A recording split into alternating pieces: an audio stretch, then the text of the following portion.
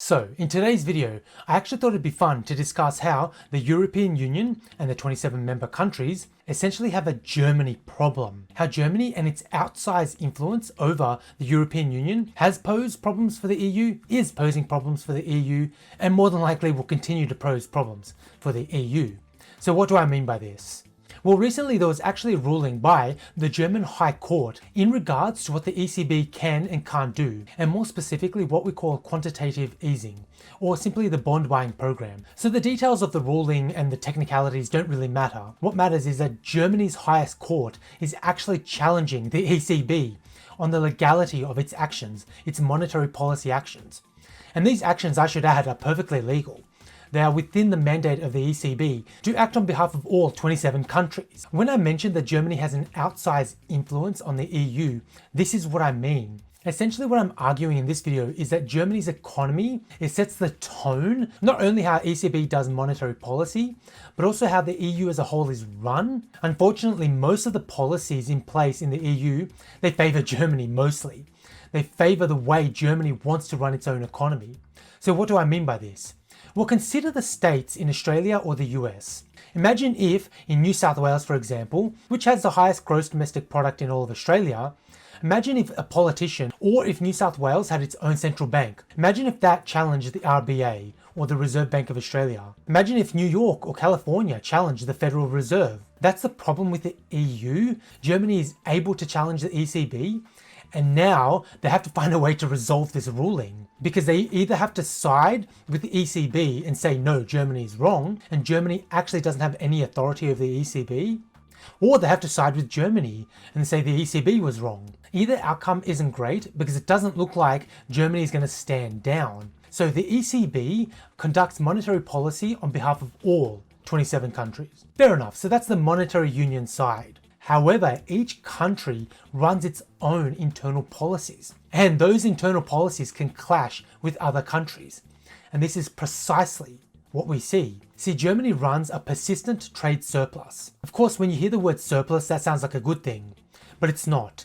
What it means is that Germany exports far more than it imports.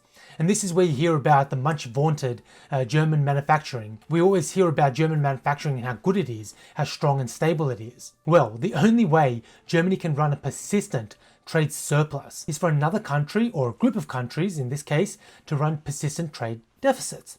They have to import more than they export. This is not normally as big a deal. For example, the US is the world's most famous debtor nation. For many decades now, the US has run persistent trade deficits. It's imported far more than it's exported. But the thing is, the US does it on its own terms. It does it with the US dollar. Whereas the European Union has the euro, which is a common currency, and that's run and that's controlled by the ECB. So what is the precise problem here? Well, for example, when the COVID crisis became global, there was a flight to safety. Investors from all around the world essentially moved their capital to the US. There was a flight to the US dollar. What did this do? This drove up the value of the US dollar. And this means relative to other currencies, the US dollar is valued higher. It's a stronger currency, which means it can buy more, it can import more. This also does hurt America's exports, and so the US continues to run a trade deficit. This is despite the best efforts of Trump and his allies. They simply can't reverse the fact that the US is the world's safe haven. Whenever there's a crisis, people flee to the US, drives up the value of the US dollar, which makes the US's exports more expensive, but it makes it easier for the US to import. However, the same is not true of countries like Spain and Greece. These are the debtor nations. These are the ones that must run trade deficits. The problem is, whenever Germany demands that Greece or Spain pay off their debts, the only way Greece or Spain can pay off their debts is by exporting. They must do some of their own manufacturing. They must do their own homegrown production and then export that to earn money, to earn the euros, to then pay back Germany. And this is the problem that the EU has had all along. By not having that fiscal union, it's going to run into this problem where Germany has a lot of savings, and this is what has allowed it to run its persistent trade surpluses. But the thing is, the value of the euro is exactly where Germany wants it. And this is what I mean by Germany essentially running the EU. If you're importing, you want a high value for your currency. You don't want a low value for your currency to import. And so this is the problem that Greece faces. It's buying German goods with euros, which are valued at a level that Germany wants, but that don't favor Greece. Greece wants a stronger euro so that it can import more, so that it has higher purchasing power. And this is why the weaker countries, or what are called periphery countries in the EU, it's why they will continue to suffer. Because what you normally have with unions, let's say like Australia and America, is the fact that states like New South Wales, which produce far more than other states, there are transfers from that state, for example from New South Wales to Northern Territory. There are transfers from states like New York and California to smaller states like Iowa. And this is the point of a union. This is not a problem. This is not in contention with Australia and United States, because the fiscal union side of it, it's just a matter of course. It's just a normal day. It's a normal day's business. Whereas the German savers naturally don't want to have their savings transferred over to Greece or to Spain to bail them out. But the problem is, for the union to hold, this is precisely what is going to be required. And the thing is, this is a problem that Greece in particular faced from day one.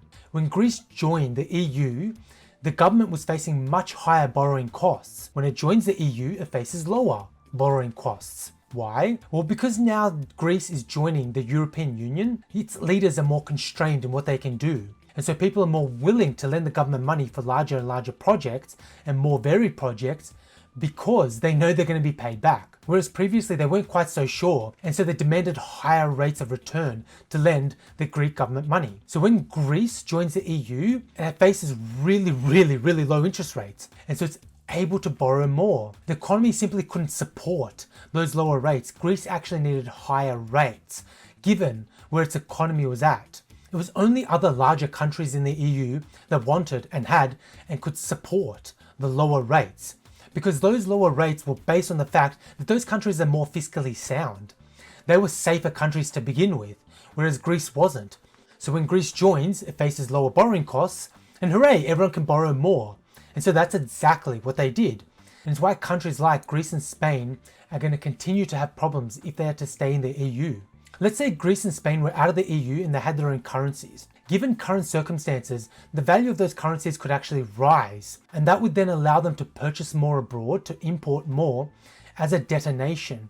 It would give them more purchasing power, and that way then, with its own monetary policy and its own fiscal policy, it could then sort out its economy internally. Currently, countries like Greece and Spain have to rely on an external entity, namely the ECB, to try and sort out their own internal problems. And countries like Germany and France, they're not helping. They're not transferring some of their savings to then help bail out those smaller countries. Now, of course, at this point, you might say the German savers are really prudent. They've been saving all of their lives, and German fiscal policy is stronger than Greece's and Spain's, and so it deserves to be in the position that it's in. And I would agree on this point. However, if countries like Greece and Spain were to drop out, then Germany would have to find new trading partners.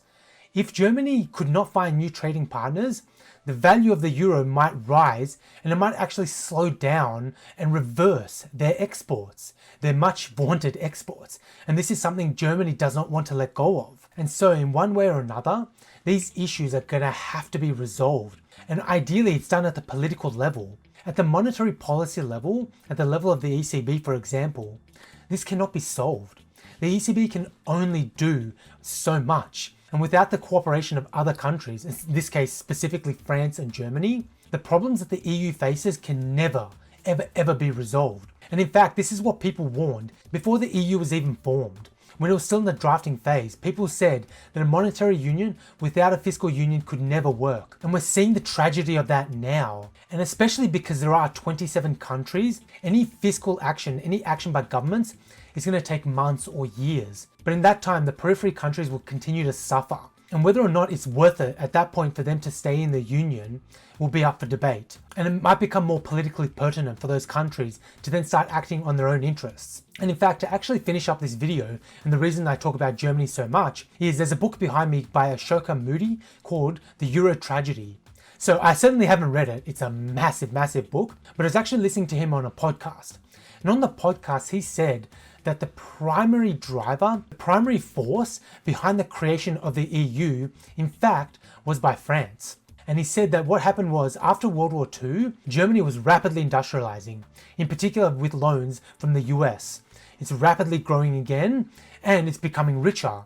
And France, of course, doesn't want another world war to be started by a powerful Germany. And so it pushed for an alliance. It pushed for a European Union. And that is what Ashoka Moody calls the Euro tragedy. Now, of course, these facts are stylized, but it says the mood in Germany in general was one of apathy. Germans didn't care whether or not there was a union. At that point, they were becoming more politically stable and they were becoming more powerful, and they didn't necessarily need a union. But now that we have a union, Germany and France are the biggest winners. However, Germany is now intricately intertwined into the European Union economy, and these fiscal policy issues must be resolved for Germany to run its economy the way that it does. And I think for the European Union to truly succeed, the heavy influence of Germany must subside, must diminish a little bit, because without that, I think we're going to continue to see rulings like the recent High Court ruling from Germany's highest court in regarding the ECB.